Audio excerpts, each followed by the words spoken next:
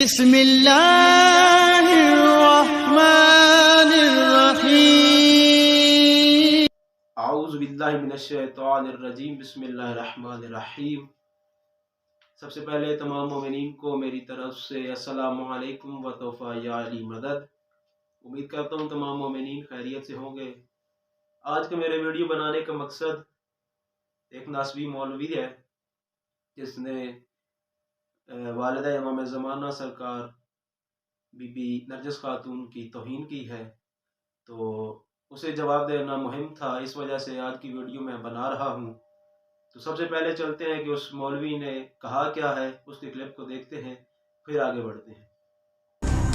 تو اس میں یہ الفاظ ہیں کہ یہ تو عمری اور بکری علماء ہیں، یہ میرے سامنے آ کر میرے سے گفتگو کی کہتے، تو ہم نے کہا کہ آج نرجسی عالم کے ساتھ بیٹھ کر بات کر لیتے ہیں انشاءاللہ۔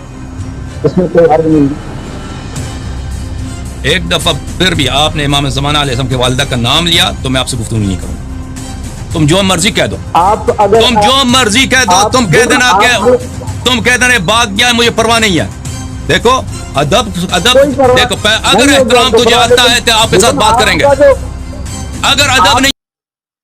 جی ناظرین، تو آپ نے سن ہی لیا ہوگا کہ اس کمینے نے کیا الفاظ اپنائے ہیں۔ یہ ابو جہل کی اولاد، اسے اتنا پتہ نہیں ہے کہ عربی زبان میں یہ گاف نہیں ہوتا۔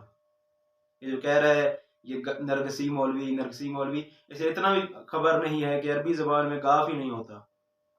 یہ ٹے گاف یہ عربی زبان میں نہیں ہوتے۔ پہلے جا مولوی، پہلے جا کے کہیں عربی پڑھ، پھر آ کے مناظرے کر۔ تو چلے آگے بڑھتے ہیں۔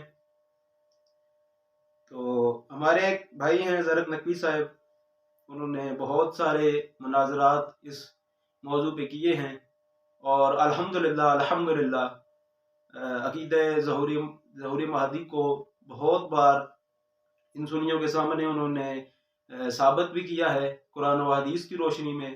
اور لیکن یہ کہتے ہیں نا کہ جو کتے کی پوچھ ہوتی ہے وہ سیدھے ہونے والی نہیں ہوتی ہے، یہ سیدھے ہونے والے نہیں ہیں۔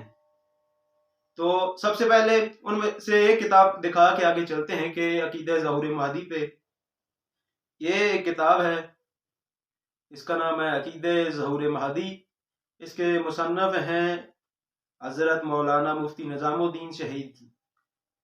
ان کو فقط اس کتاب کی وجہ سے گولی مار کے شہید کیا گیا ہے، اس کتاب کی وجہ سے۔ اس میں انہوں نے سارا یہ عقیدہ ظہور مہدی لکھا ہے، تو اس وجہ سے ان کو شہید کیا گیا۔ لہٰذا ہمارا ٹاپک یہ نہیں ہے، اسی لیے ہم آگے بڑھتے ہیں۔ آگے آ جائیں تو آگے عبدالرحمن جامعہ حنفی کی کتاب ہے شواہد النبوہ، اور اس کے صفحہ نمبر 367 پہ یہ خود لکھ رہا ہے، یہ ملاحظہ فرمائیں، بی بی نرجس کا بچہ زمین پر سجدہ ریز۔ اب اس میں امام زمانہ کا ہونا بھی لکھ دیا، اور آگے اس نے بی بی کا نام بھی لکھ دیا۔ تو مولوی ادھر دیکھ، یہ تیرے گھر کی کتاب ہے، یہ کوئی شیعہ کتاب نہیں ہے، تیرے گھر کی کتاب ہے، اس میں بی بی کا نام لکھا ہوا ہے اور کوئی نرگس نہیں لکھا ہوا۔ لانا تو تیرے منہ پہ ابو جہل کی اولاد، اس میں نرجس لکھا ہوا ہے۔ تو آگے بڑھتے ہیں ناظرین۔ انہوں نے توہین صرف یہ مخدرات عصمت کی یا معصومین کی نہیں کی، انہوں نے بہت توہینیں کی ہیں۔ ان کے بڑے بھی یہی کرتے تھے، فقط یہی کام تھا ان کا، اور کوئی کام نہیں تھا ان کے بڑوں کا بھی۔ آئیے دکھاتے ہیں ان کے بڑوں نے توہین کیا کیا کی ہے۔ انہوں نے نماز کو بھی نہیں چھوڑا، انہوں نے ممبر کو بھی نہیں چھوڑا۔ آئیے دکھاتے ہیں۔ سب سے پہلے تو وہ دیکھتے ہیں کہ جس نے بی بی کا نام لکھا ہے اور امام زمانہ کے ہونے کو مانا ہے، وہ کیا سنی ہے یا شیعہ ہے؟ ہم پہ یہ فتویٰ دیا جا سکتا ہے کہ وہ تو شیعہ ہوگا، اس وجہ سے وہ لکھ رہا ہوگا۔ اس وجہ سے میں آپ کو دکھاتا چلوں، اس کا مصنف شیعہ نہیں ہے، یہ آپ کو میں یہ ثابت کرنے لگا ہوں قاری گلزار احمد مدنی کی کتاب سے۔ اس کی ایک کتاب ہے سیرت عبدالرحمن جامی، ٹھیک ہے؟ تو اس سے میں آپ کو دکھاتا ہوں، اس کے صفحہ نمبر 89 پہ وہ کہہ رہے ہر رات میں، یہ ملاحظہ فرمائیں، ہر رات میں مولانا جامی کا شمار ممتاز بزرگان دین اور اجل علماء اہل سنت و جماعت میں ہوتا تھا، اور آپ متعصب رافضیوں پر طعن و تنقید کرنے کی وجہ سے مشہور تھے۔ یہ کوئی شیعہ نے نہیں لکھا، یہ تیرے گھر والوں نے لکھا ہے۔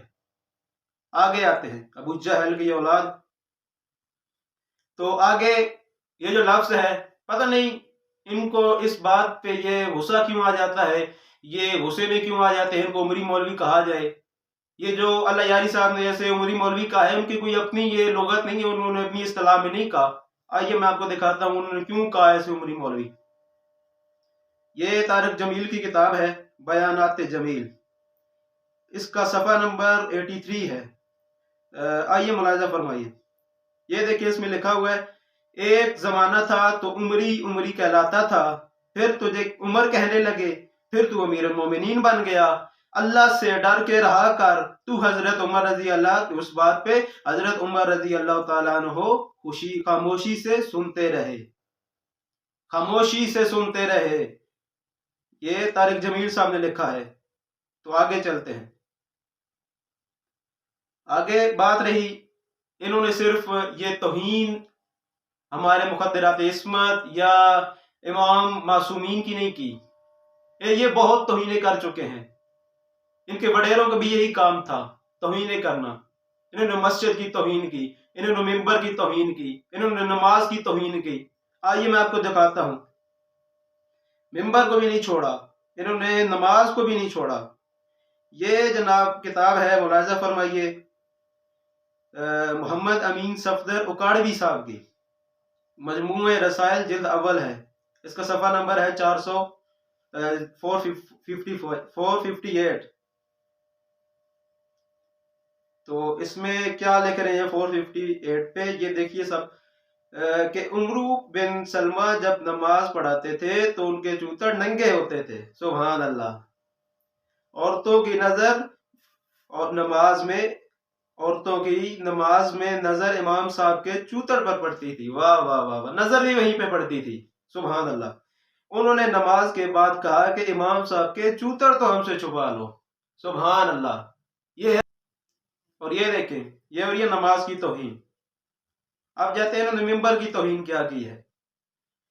تو یہاں پہ یہ تمہارا امام کی کتاب میں دکھانے لگا ہوں، امام ہے تمہارا اشرف علی تھانوی، ٹھیک ہے، وہ اپنی کتاب ملفوظات حکیم الامت میں لکھ رہا ہے، وہ اپنے ماموں جان کا ایک قصہ بتا رہا ہے، لکھ رہا ہے وہ اس کتاب میں اپنے ماموں جان کا ایک قصہ ہے، وہ بتا رہا ہے صفحہ نمبر 222 پہ۔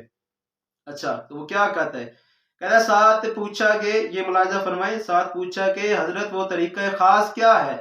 تو ماموں صاحب بولے کہ میں بالکل ننگا ہو کر بازار میں ہو کر نکلوں، کو پکڑ کر کھینچے اور دوسرا پیچھے سے انگلی کرے، لا حول ولا قوت الا باللہ، ساتھ میں لڑکوں کی فوج، اور وہ یہ شور مچاتے جائیں، بڑوا ہے رے بڑوا ہے، بڑوا ہے رے بڑوا ہے، سبحان اللہ۔ اور اس وقت میں حقائق کو معرف بیان کروں، ماشاءاللہ کیا وقت ڈھونڈا ہے ویسے۔ ابو جہل کے بیٹے، پہلے یہاں ہمارے مذہب پہ تنقید کرنے کے پہلے اپنے مذہب کو تو پڑھ، تیرا مذہب کیا ہے، اپنے مذہب کی حقیقت تو جان۔ یہ صرف تم نے توہین نہیں کی، تمہارے بڑے بھی توہین کر چکے ہیں، تمہارا کام ہی الحمدللہ رب العالمین۔